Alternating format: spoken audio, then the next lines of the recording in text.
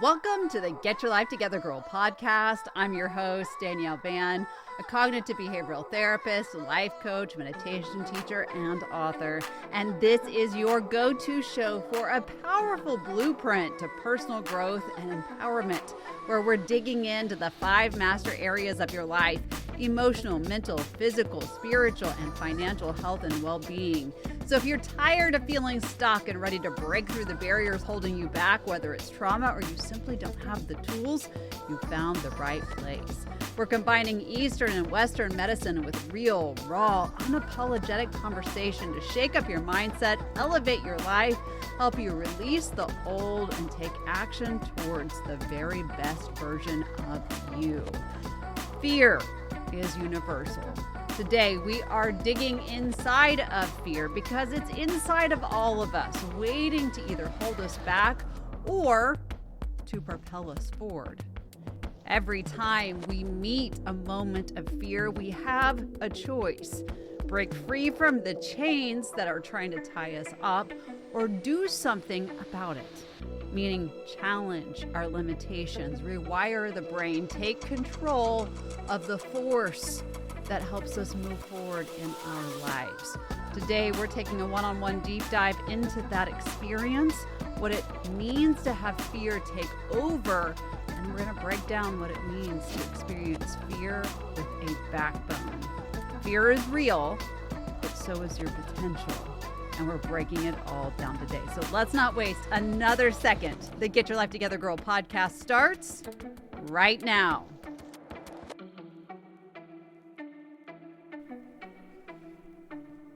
This conversation may be the most important conversation I ever have with you on this podcast. 350 plus episodes, and I came into my small studio with a brain that is absolutely overflowing, and one that is filled with so many aha, string together moments. And instead of giving you the interview that was supposed to happen today, where I sit down with some wonderful expert in their field and talk about these things that I hope inspire you into some form of change, or gives you one little string to hold on to that sparks this idea of how you can move forward in your life. While all of those are important, I think for me today, it's important to share a piece of me that I have really not talked about. I've talked about in a little bit, but as I was out for a run today, I start sessions late. It's February 6th, Thursday, February 6th. It actually doesn't matter to you. You hear this on a later date, but that is going to be a marker for me where so many things were tied together. It's funny because I've been struggling lately with finding balance. I teach this stuff. I teach people how to get into a space of understanding and balance for themselves. And for me, I have so many things on my plate right now, self-prescribed, I will add. And I was still feeling like something was missing. And today, I understand. This morning when I got up to meditate, there was a saying that is very common in my thought process that I wasn't sure where it came from. And now, again, it makes sense. And hang with me, I promise you I'm getting to all of the stuff. But the thought was, when the student is ready, the teacher will come. The teacher came today. Like I said, I start session a little later today. So I thought, you know what, when my son gets out the door to get on the bus for school, I'm going to go for a quick run and give myself some just much needed downtime. And sometimes I run or walk with no music and just the thoughts in my head. And then other times, just like you, I want to escape and just feel my feet pound the pavement and really just get into a space of enjoying what I'm doing, the exercise piece. And so I went to my phone, went to YouTube, went to my playlist, and something caught my eye. It was a conversation with Dr. Joe Dispenza, where he was talking about his broken back and the mindset that he had during that time. And about 4 minutes into it, I really stopped listening because that is when the aha moments hit for me. Over the last few days in session, everyone who has come in, for the majority, right? Not every single person, but the majority of people have been talking about fear. And this fear that is so big and all-consuming. And I began to relay the two types of fear that I feel I see the most. One is just general fear, right? This fear that is uncertain, there's unknown, there is a physical or mental or emotional threat that's happening, and we have a true emotional body rise, right? It's on the cellular level that we feel something coming up, and the only thing our brain knows to do is to try to provide a barrier so that we can find safety. And it is a beautiful ancient language of the body, right? What it's trying to do is get your attention enough, a frequency rise that helps you get into a space that you're not in a cycle of unpredictability. It really is a beautiful thing. You know, most of us don't think that, but it really is.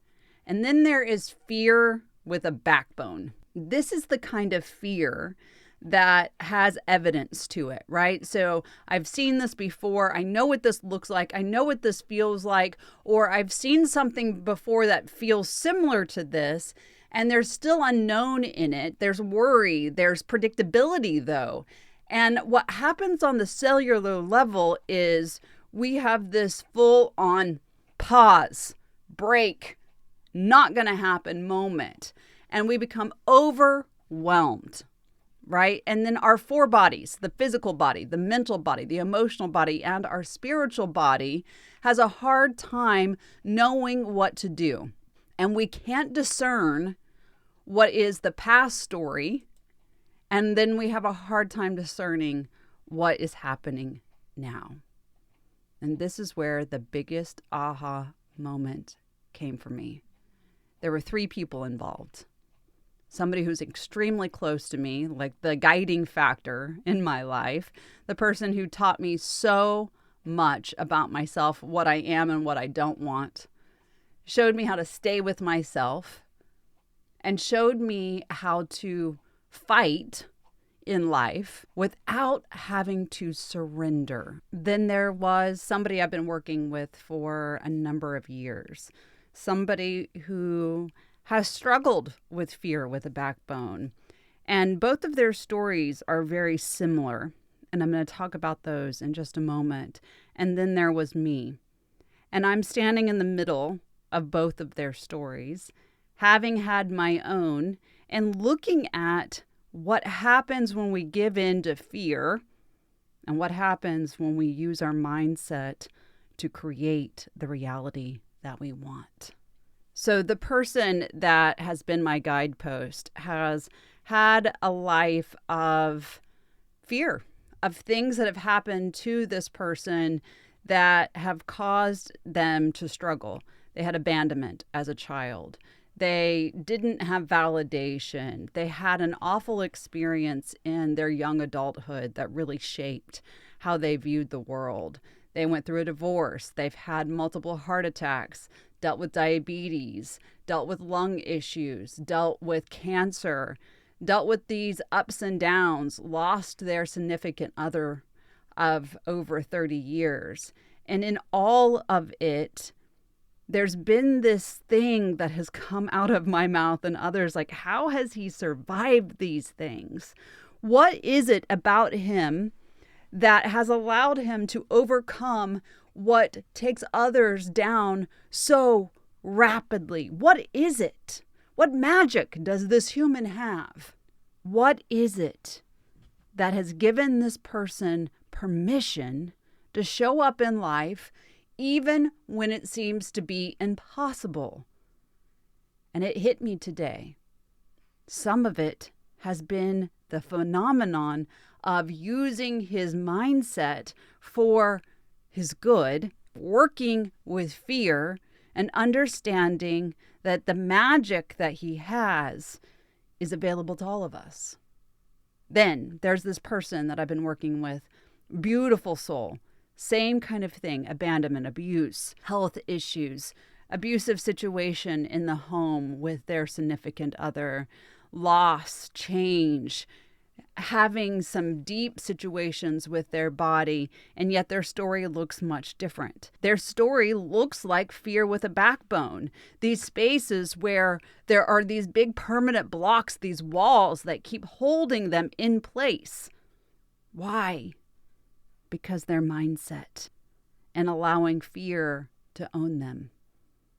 And then there's me, who's done both. Much like all of us, right? We all have those experiences. So you may have heard the story, but what you haven't heard is the reaction. So I'm going to tell it in hopes that you hear something that makes you go, oh, wow, and then shifts your own perspective. Usually in the podcast, I give you, here's what the situation is, here's how it's showing up in your life, these are the behaviors, here's the step by step, but not today. Not today, not February 6th. Today is that moment of aha. So several years ago, I wasn't feeling very well. Didn't talk about it much, kind of just dealt with it. I began to notice that I was getting sick a lot and something wasn't right. My energy was draining. My hair felt different. My skin always kind of felt drier, felt more painful. And I noticed that I was coughing a ton. And after a little bit of time of kind of keying in, because I'm very innately connected to my body, that is one big thing for me, I began to notice that I was coughing more in our home than when I was out. And I would often have a hard time breathing when I was in our house versus whenever I was someplace else. And after a while, if I was out of the house for several hours, I would begin to feel better and not deal with this cough. It would go away. And so I really began to focus. What's going on with my body? What is happening? So I spent more time outside the house. And one night I went for a run and I was kind of struggling to breathe. I just kind of felt like maybe here I am getting sick again, And in my head, I remember very distinctly sort of mentally rehearsing the feelings of illness that I had been experiencing. Like this, here I am, not feeling good again. I really can't breathe. And this inner monologue just kept my thought process going, as it does for all of us, right? That's just the way the brain works. Remember, fear with a backbone. Remember, your brain loves a story. And if it can tell a story, it stays on a loop until we do enough to filter it through and move it out of our experience. Well, here I am telling the story of illness, and I get back to the house. I go into our home gym. I was going to do a little bit of weightlifting, and I began coughing. And it was a cough that was deep. It was wet. It didn't feel good, and yet there was also no pain. And as I coughed, I covered my mouth, and when I moved my hand back, my hand was covered in blood. And then I began to cough so hard that I couldn't get it under control. And not to freak anyone out, but it looked like a crime scene. There was blood everywhere. And I couldn't get the cough under control to the point that my daughter came in. I began to ask for help, and I was immediately taken to the emergency room. Within minutes of being there, because of course, when we were talking about coughing up blood, that's very serious. This is not a little thing by any means. Where's the blood coming from? What's happening? And are you in an emergency situation? And I was. They put me in an MRI, and within minutes of that MRI, I was told, you're not leaving here. You're staying here because we found something in your lungs. I just talked about this on the podcast recently. It's interesting how the universe will bring stuff to your mindset. I haven't been thinking about this much, but it was preparing me for this conversation, really, this aha on this day. And they said, you're not leaving, right? We found something in your lungs that could be cancer. And my husband sat quiet, right? What does this mean? What's going on? And in my head, I thought, impossible, right? I don't smoke. I really don't drink. And I take care of my body. I've been whole plant-based for a really long time. I'm very careful with chemicals. I, do everything by the book. And I mean by the health books, not by, any other standard. And how could this be possible? And so I was taken by ambulance to a larger hospital, to which they were then trying to figure out what was going on. Did I have something contagious? Did I have something like cancer? What is it? And after a bit of time and some testing, it came back that I had 3 types of mold that were dominating my lungs. How? What is this from? Where is this coming from, right? Like, how is this mold happening? And my doctor, my lung doctor, came in and he said, it could be in your house, right? And so he said something about a leak, or, have you had a leak, or were you impacted by the floods? We had some floods in the Houston area. No, the house didn't flood. Everything's been fine. But there was a leak. There was a leak in the house. It hadn't been fully fixed on the inside. So was there mold? I immediately go home. I'm looking, and yes, I see it. And it turns out that there was actually mold in the air conditioning system, and it was toxic, and it was in my lungs. We quickly do everything to get out of that space, right? This is life or death. And it really was. I go to one of the leading doctors for mold toxicity, and he says, this doesn't normally happen to somebody your age. Usually our immune system is good enough to be able to filter this kind of out. And it's interesting that no one else in your house is sick. So something else is going on here. We're going to get to the bottom of it. And in about a 6-week time frame, I have a PICC line put in. It's hidden, right? Only people who are around me on a day-to-day basis see it. And I keep quiet, right? I don't say anything to the people that I am working with. I don't say anything to anyone else. I keep this so quiet, but there was a reason for it. I didn't want anyone else's energy to get mixed up with my mindset. I didn't want somebody else's sorrow or misunderstanding or unhelpful limiting beliefs or sadness or pity or anything else to hit my mindset. I wanted to deal with this in a way that made me whole, that gave me some sense of control over the experience that I would have. Mindset. I wasn't going to lean into fear. I wasn't going to lean into fear with a backbone. I was going to look at the abundance of what this would teach me.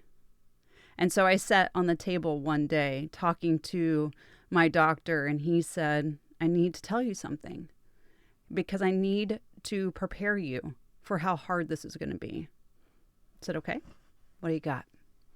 And he said 95% of the people who attract these 3 types of mold in the way that you have die. 95%. He said, if it enters your bloodstream, there's not anything else I can do. Okay, all the medicine in the world, we're not going to be able to get rid of this.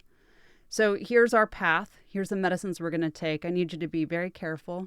I need you to really follow every instruction because everything tells me beyond this, you're extremely healthy and we have got some work to do. So I need you to understand that there's a real possibility that you could die. And I just looked at him and I said, no, I'm sorry. I'm not going to allow that into my mindset. I'm not going to allow that negative thought loop to enter into my perspective. I'm going to train my focus right now. And every time something bad happens, I'm going to illuminate it with gratitude. And he looked at me like I was crazy. And I said, watch it. Watch. I said, how long? How long do we have to fight this? And he said, the majority of the time, the treatment's 1 year to 3. And it's expensive. And you're going to have to go through surgery. I said, sign me up. Sign me up. Let's do this. So here's this PICC line, and my skin begins to basically peel off. My hands were so dry and so painful that there were nights that I would wake up, crawl out of my bed and sit on the floor and just weep. And in my tears, I would think, thank you. Thank you for allowing this medicine to kill off the layers that need to be removed. Thank you for doing your job. And I would allow that to filter through my mind. That was the brain loop. I was training my focus. I was trying to get to the space that this was the cellular level. My emotions were moving. My mindset was not being owned by fear with a backbone, not by fear at all, but instead by the gratitude of what this experience was teaching me. I never, ever thought about the fact that I was in so much pain that I wouldn't be able to see tomorrow. Instead, I thought about the fact that this pain was teaching me resiliency. I thought about how I needed to look at this emotional frequency instead of anger being more like joy. I wanted to be angry, and for many times and many experiences I was. But instead, I was looking at it sort of like a weather pattern moving through my life, right? The storm is coming, it is raining, it is hard, but it's going to leave me, and it's okay to be uncomfortable. My life is not here for comfort. My time here is to write a legacy of what I do for others, a legacy that showed people that this is just a moment. That's what I wanted. I wanted my kids to not see. I didn't want anybody's emotional frequency to be mixed up in my own. I didn't want to be asked how I felt. Instead, I wanted to do this in a way that I could just not survive, but thrive in it. As time went on and blood work got better, and in times where my doctor said it doesn't make sense, you're healing, you shouldn't be, not this fast. Or he would say, we're going to increase your medicine. Let's see if your liver can take it. And my liver would do just fine. And he would say, it doesn't make sense. And I would say, it's about the mindset, right? And after a while and surgery of cleaning the lungs, which was horrific, and going through all of the things that I went through, there was times where I realized in order to produce the best results, my brain, my mind, my emotional body, my spiritual body, my physical body, and my mental body all had to be one.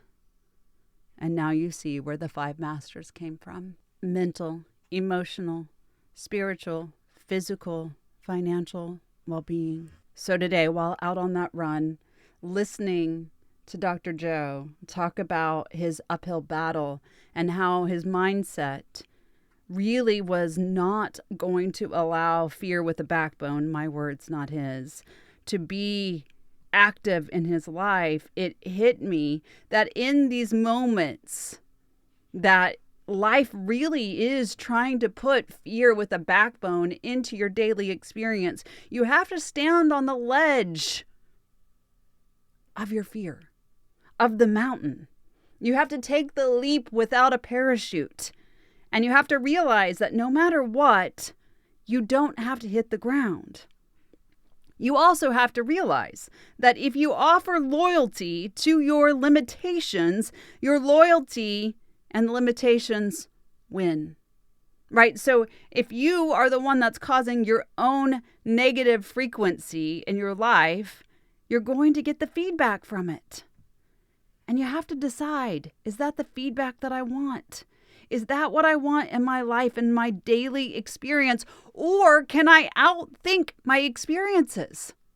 If my thoughts become the reality of what I feel, and yesterday's thought shows up today, I have to realize that my thoughts tied to my emotions, because the emotion, the feeling, is the language, the frequency of my life. I have to decide if I'm going to outthink it. And that's where it hit me. These 2 people. One, this man who has shown me you can outthink anything. How has he survived? He keeps going. He allows the frequency to not take him down.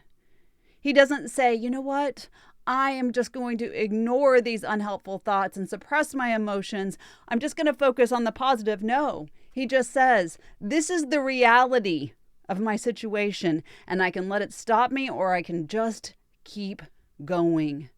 My body may need rest, but my mind, my heart, my emotional body says, I know that I can practice a different reality.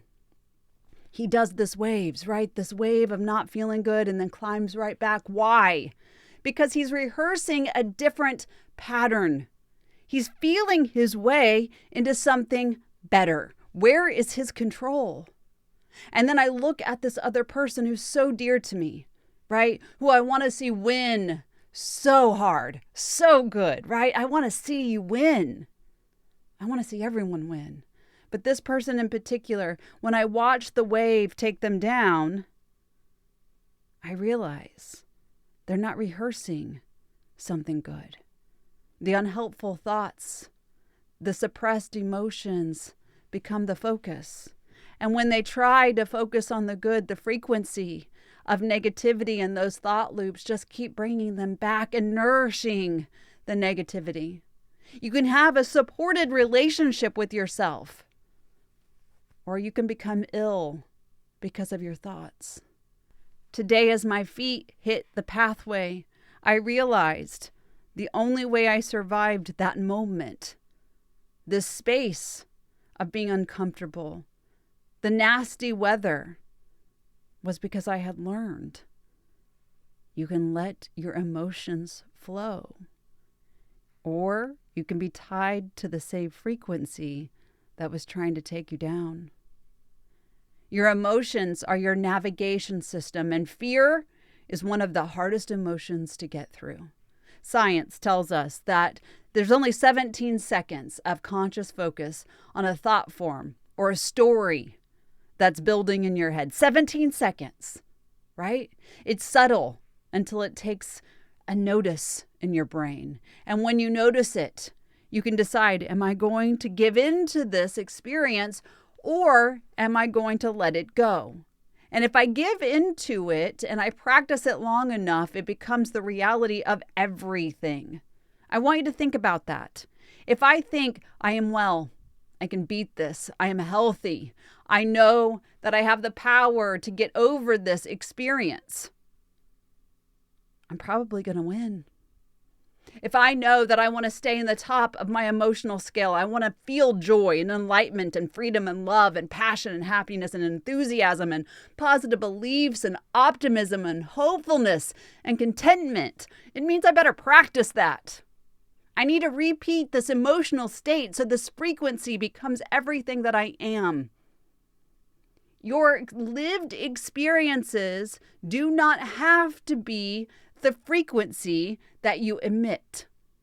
Your current baseline, right? This thing that I'm feeling, this thing that I am showing up to can either dominate my experience, or I can surf the emotional moment. I can let it go.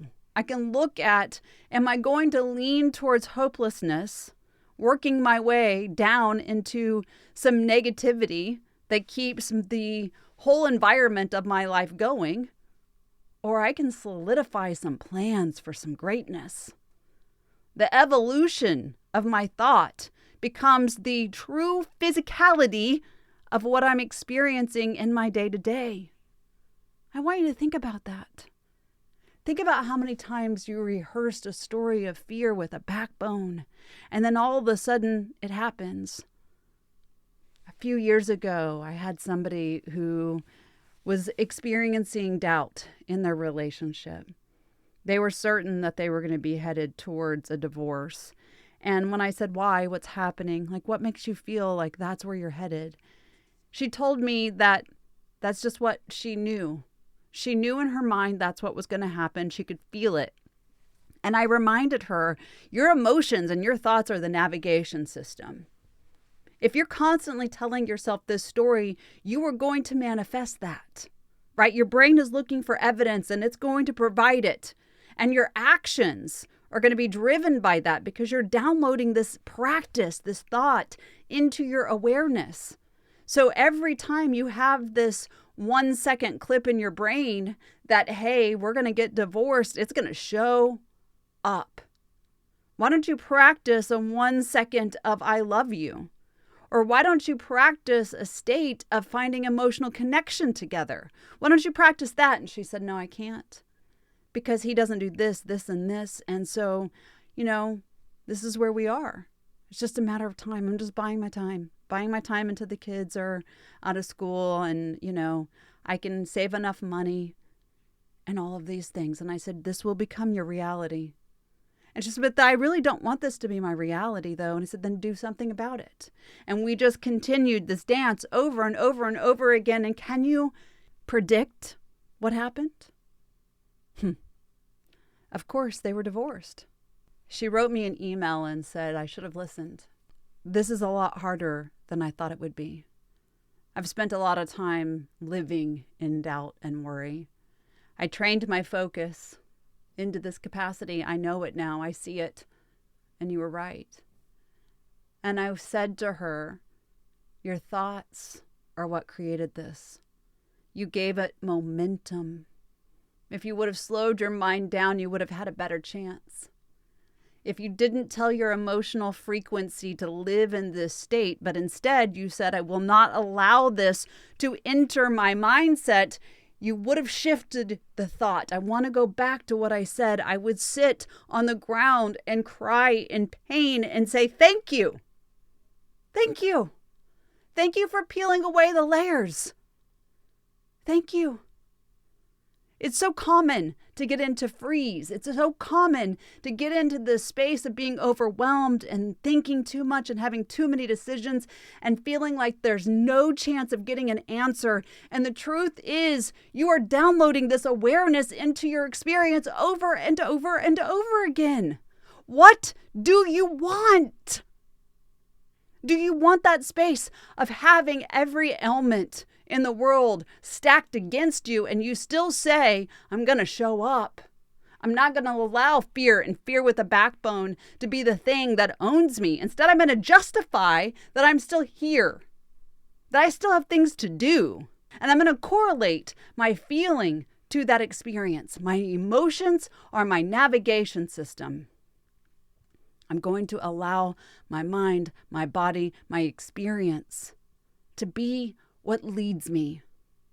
I don't have to get into all of those things of overwhelm and impatience and disappointment and worry and doubt and blame and anger and rage and hate and jealousy and guilt and depression and hopelessness. I don't have to do that. But instead, I can lean in and get down and break the silence of the negativity. I can break down the wall of the negativity. I can think to myself, I am always in progress and I never have to get it right the first time because the work is never done. It's annoying, right? It's so annoying to think like that I have to keep doing this work. But if I keep doing the work, it means I'm plugged into my life. Going back to that second person, I often hear from them, what if I fail? To which I always answer, failure is a part of your lived experience. It's a source of energy in and of itself. If I sit on the floor and say, thank you for the failure, right? Failure of the body, failure of the lungs. If I struggle in the silence of it and I just say, you know what? Thank you. Thank you for showing me what I do not want. Thank you for giving me contrast. Thank you for giving me a direction out of this experience. Thank you for the good stuff that's still coming. I can soften my focus from the lack into a space of receiving and creating. My emotions are a blueprint. My thoughts are the driver. How am I going to get to my experience?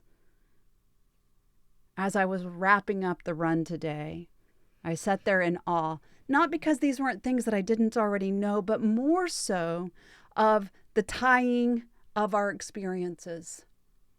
You have the true experience of being able to awaken the self, knowing that the pathway to goodness in your life is getting into a space of knowing that if I think it, I am creating it. If I feel it, I am owning it. It's that simple. I learned at an early age to keep going, to increase my space in my mind, to soften the focus away from the hard, and to just do. And the more you just do, the more you increase your stamina. Your output is different. If you talk to cancer survivors, you talk to people who've overcome, massive shifts in their life where they have been perhaps in poverty and then all of a sudden they land their most powerful job, or somebody who loses a child, or somebody who is permanently injured because of an accident or whatever. The people who do well are the people who say, "Why are you here? What are you trying to teach me? What are you trying to show me?" It's all in their mindset. They're willing to receive the hard because there's wisdom in it. There's emotional steadiness in it. There's strength and faith and processes. If you want to feel better, you have to get clarity of what you're thinking. The people that fail, quote unquote, fail, are the people who just say, "I can't do this anymore." And the question is that you? Wouldn't you rather get into a space where your four bodies, that mental, emotional, physical, and spiritual, come aligned together, and they allow you to sit in silence and think your way into something good, right?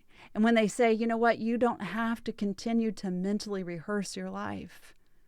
Your brain, your body primarily functions on repetition, on habit, on memory, thinking the same thoughts every single day." But the truth is that those thoughts can be upgraded, right? Change comes from awareness first. What are you practicing? How much resistance is in your moment? How much less could be there if you just allowed your brain to tell a different story? The emotional state is the vibration. It's the frequency. As I took off my running shoes today, one thought came to me. I outthought it. I outthought that moment in my life. The person who I love, who's taught me how to do that, has outthought his moments. And I hope that you learn to outthink it too. Right? That's my goal. It's okay to be uncomfortable. You're actually used to being uncomfortable. It's quite dull and boring without it, right? And so get uncomfortable.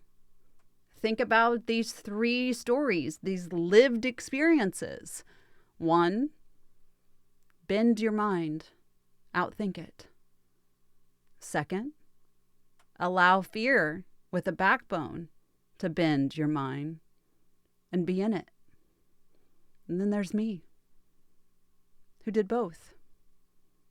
I haven't told you why I did both or how I did both. So after I became well, I decided just to move on, right? I had things to do. I had things to teach, spaces to show up in. It felt good to not be on medicine every single day, multiple times a day. It felt good not to hide. It felt good to just get back into this vibration of thoughts and beliefs and this magnetic universe that meant that I could attract something beautiful instead. And I began to translate that energy into something better for myself. But there was also this frequency of anger. There was a space of, how does this happen? And where is the restitution? And how do I get into a space that feels better than this? And those 2 spaces coexisted in my brain, as they do for many of us. And so they were always kind of working against one another. It felt unfair, yet I'm happy to be alive. Why did I have to go through that? And yet I'm so thankful that that occurred. It taught me so much. And when those 2 coexist, after a while, it becomes so hard to live like that. And it breaks us. It makes us feel like nothing is good enough. It feels like nothing is challenging enough. It helps us get into a space of creating more resistance until you break it. I know I have. But have you? Can you look at the experiences you've had and say, where am I mentally rehearsing?